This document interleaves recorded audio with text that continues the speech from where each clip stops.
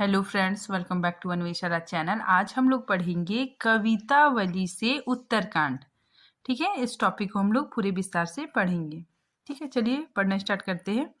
कवितावली में श्री रामचंद्र जी के इतिहास का वर्णन कवित्त, चौपाई, सवैया आदि छंदों में किया है। ठीक है, मतलब ये कवितावली में कवित्त और सवैया छंद मिलता है। ठीक है, रामचरितमानस के जैसे ही कवितावली में 7 खंड है। ठीक है, मतलब रामचरितमानस में जिस तरह 7 खंड है उसी तरह कवितावली में भी 7 खंड हैं। ये छंद ब्रज भाषा में लिखे गए हैं। ठीक है, कवितावली ब्रज भाषा में लिखे गए हैं और इनकी रचना प्राय उसी परिपाटी पर की गई है जिस परिपाटी पर रीति काल का अधिकतर रीति मुक्त काव्य लिखा गया। ठीक है, मतलब रीति काल में रीति मुक्त, देखिए यहाँ पे रीति मुक्त काव्य लिखा गया, उसी तरह कवितावली भी रीति मुक्त काव्य है। कवितावली का काव्य शिल्प मुक्तक काव्य का है। ठीक है, मतलब कवितावली मुक्तक काव्य में लिखा गया है और इसमें अनुप्रास अलंकार की छटा देखने को मिलती है। ठीक है, लयपूर्ण शब्दों की भी स्थापना की गई है। आगे देखिए, मुहावरों का भी प्रयोग किया गया है। ठीक है, कवितावली में मुहावरों का भी प्रयोग किया गया है। किसबी किसाब कुल बनिक भिखारी भाट जाकर चपल नट चोर चार चिटकी। ठीक है, सबसे पहले हम इसके भावार्थ को समझते हैं। हम लोग इसके शब्दार्थ को देखते हैं। ठीक है, किसबी मतलब क्या होता है? श्रमिक। ठीक है, जो किसान लोग होते हैं उसी को किसबी बोला गया है। बनिया मतलब व्यापारी। भाट, भाट मतलब चारण, जो मतलब दूसरों की प्रशंसा करने वाले लोग, मतलब जो पहले के राजा होते थे तो राजा के जो कवि होते थे वो चारण ही कहलाते थे। ठीक है, वे राजा की प्रशंसा करते थे। ठीक है, तो उसी को भाट कहा गया है। चाकर मतलब नौकर। ठीक है, चपल नट मतलब फुर्तीले नट या कलाकार। ठीक है, जो कलाकार लोग होते हैं उसी को चपल कहा जाता है। ठीक है, चार मतलब दूत और चेटकी मतलब बाजीगर। इन पंक्तियों में कवि तुलसीदास समाज की स्थिति बहुत ज्यादा दयनीय हो गई है उसी चीज का वर्णन करते हैं। ठीक है, रोजगार की स्थिति बहुत ज्यादा खराब या फिर बिगड़ गई है। ठीक है, चलिए इसके भावार्थ को देखते हैं। महाकवि तुलसीदास ने अपने युग की समाज में व्याप्त निर्धनता का वर्णन इस कवित्त में किया है। ठीक है, मतलब निर्धनता का वर्णन, गरीबी का वर्णन इस कवित्त में कवि तुलसीदास ने किया है। वह कहते हैं कि मजदूर, किसान, व्यापारी, भिखारी, ठीक है, नौकर, कुशल अभिनेता, चोर, दूत तथा बाजीगर सभी का आजीविका के बारे में बताया गया है। मतलब इन सभी लोगों की आजीविका के बारे में बताया गया है। ठीक है, ये सभी लोग किस प्रकार से अपना जीवन यापन करते हैं इसी चीज को बताया गया है। ठीक है, आगे की पंक्तियों को देखिए। पेट को पढ़त गुण गढ़त चढ़त गिरी अटक गहन गन अहन अखेटी। ठीक है, इसमें मतलब पेट को मतलब क्या होता है? पेट के लिए। ठीक है, पढ़त मतलब पढ़ता है। ठीक है, गुण मतलब विद्या। ठीक है, चढ़त मतलब चढ़ते हैं और गिरी मतलब पर्वत। ठीक है, देखिए इसके शब्दार्थ है इस प्रकार है।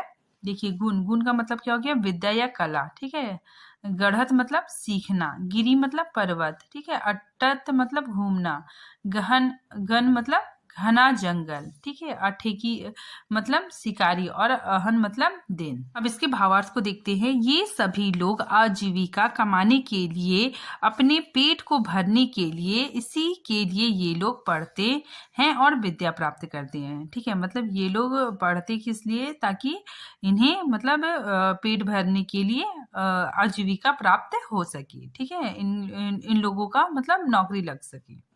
ठीक है, आगे देखिए। अपने आप को कुशल बनाते हैं जिससे कि पेट भरा जा सके। ठीक है, जिससे कि आजीविका का अर्जन किया जा सके। बहुत सारे ऐसे लोग हैं जो परिश्रम पूर्वक पहाड़ों पर भी चढ़ जाते हैं। ठीक है, मतलब बहुत सारे ऐसे लोग हैं जो पहाड़ पे भी चढ़ जाते हैं। ठीक है, पेट की अग्नि को शांत करने के लिए बहुत सारे लोग पहाड़ों पर भी चढ़ जाते हैं। ठीक है, मतलब पेट की भूख को मिटाने के लिए बहुत सारे लोग क्या करते हैं? पहाड़ों पे चढ़ जाते हैं। ठीक है, अटत गहन गन, इसका मतलब क्या होता है कि घने घने घने जंगलों में घूमने वाला। ठीक है, तो ये लोग क्या करते हैं कि घने जंगलों में भी घूमते हैं। ठीक है, जिससे कि जीविका से संबंधित धन प्राप्ति हो सके। ठीक है, दिन भर शिकार करते रहते हैं जिससे कि उनकी पेट की पूर्ति हो सके। ठीक है, ये सभी लोग पेट भरने के लिए तरह तरह का कार्य करते हैं। अर्थात कोई जीविका की खोज में पहाड़ों पर चढ़ रहा है। ठीक है, कोई दिन भर शिकार की तलाश में घने जंगलों में भटक रहा है। ठीक है, आगे की पंक्तियां देखिए। ऊंचे नीचे करम धर्म अधर्म करी, पेट ही को पचत बेचत बेटा बेटकी, तुलसी बुझाई एक राम घन श्याम हीते, आग बढ़ गीते बड़ी है अगी पेट की। ठीक है, इसका भावार्थ देखिए। धर्म, धर्म मतलब क्या होता है? जो धर्म के अनुसार चलता है। ठीक है, अधर्म मतलब जो धर्म के विरुद्ध चलता है। ठीक है, अब हम इसके भावार्थ को देखेंगे। पेट भरने के लिए लोग उचित अनुचित काम कर रहे हैं। ठीक है, मतलब लोग अपना पेट भरने के लिए, चाहे वो काम गलत ही क्यों ना हो, वो करते हैं। ठीक है, उचित अनुचित काम कर रहे हैं। ठीक है, धर्म अधर्म के काम कर रहे हैं।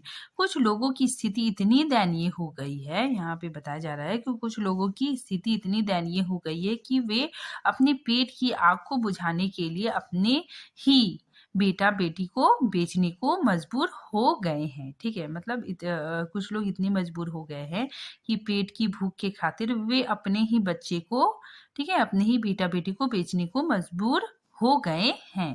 पेट की भूख को शांत करने के लिए वे अपने बेटा बेटी को बेच रहे हैं।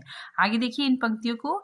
तुलसी बुझाई एक राम घन श्याम ही ते, आगी बड़गीते बड़ी है आगी पेट की। यहाँ तुलसीदास जी कहते हैं कि पेट की आग समुद्र में लगने वाली आग से भी भयानक होता है। ठीक है, तो यहाँ पे तुलसीदास बोल रहे हैं कि समुद्र में लगने वाली आग से भी ज्यादा भयानक क्या है? पेट की आग। ठीक है, इसके खातिर लोग कुछ भी करते हैं। ठीक है, आगे देखिए। इसे केवल श्री राम जी ही बुझा सकते हैं। ठीक है, इसे केवल श्री राम जी जो बादल की तरह श्याम रंग के हैं, बादल रूपी श्याम ही इसे बुझा सकते हैं। ठीक है, मतलब बादल क्या हो गया? मतलब श्री राम हो गए। ठीक है, वे क्या करेंगे? अगर बारिश हो जाएगा तो बारिश का पानी जब धरती पे पड़ेगा तो अन्न उत्पन्न होगा। ठीक है, जिससे लोगों की भूख मिटेगी। ठीक है, इसीलिए यहाँ पे बोला जा रहा है कि बादल की तरह श्याम रंग के हैं और बादल रूपी श्याम ही उसे बुझा सकते हैं। श्री राम की कृपा से ही जितने कर्म योगी है, ठीक है, जो मतलब जितने लोग काम करते हैं, ठीक है, जो अपने पेट की आग को बुझाने के लिए कर्म करते हैं, उन सारे लोगों का कष्ट प्रभु राम जी ही दूर कर सकते हैं। ठीक है, तो यहाँ पे तुलसीदास बोलते हैं कि जितने लोग हैं, ठीक है, वो मतलब गलत सलत काम कर रहे हैं और अपने पेट की आग को बुझा रहे हैं। ठीक है, तो उन लोगों के कष्टों को कौन दूर करेगा? प्रभु राम जी दूर कर सकते हैं। ठीक है, देखिए यहाँ पे यह कवित छंद में है। ठीक है, ये कवित छंद में है और इसकी भाषा ब्रज है और इस छंद में अनुप्रास अलंकार का अधिक प्रयोग किया गया है। यहाँ पे देखिए। खेती ना किसान को, भिखारी को ना भीख बली, बनिक को बनिज, ना चाकर को चाकरी, जीविका विहीन लोग सीधा मान सोच बस, केहे एक एकन सो कहाँ जाई क करी। ठीक है, इसके शब्दार्थ को आप लोग यहाँ पे देख सकते हैं। अब हम लोग इसके भावार्थ को देखेंगे। ठीक है, अपने युग की गरीबी तथा भूखमरी का वर्णन करते हुए गोस्वामी तुलसीदास जी कहते हैं कि अभी वर्तमान समय में, ठीक है, किसानों के द्वारा खेती नहीं हो पा रही है। ठीक है, मतलब तुलसीदास बोल रहे हैं कि किसान लोग खेती नहीं कर पा रहे हैं। ठीक है, क्योंकि किसानों के पास खेती करने के लिए जमीन नहीं है, तो वो लोग खेती कैसे करेंगे? ठीक है, किसानों की स्थिति बहुत खराब है, उनके पास मतलब खेती करने के लिए कोई संसाधन नहीं है।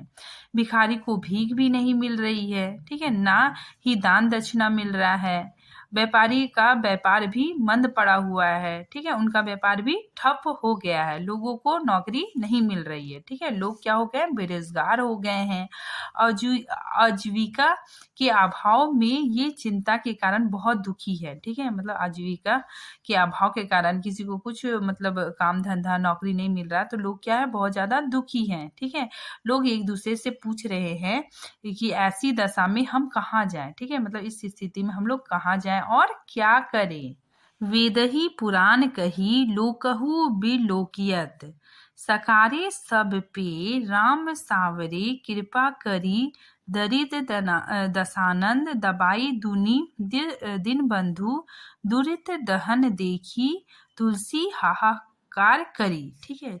इसके शब्दार्थ को आप लोग देख सकते हैं।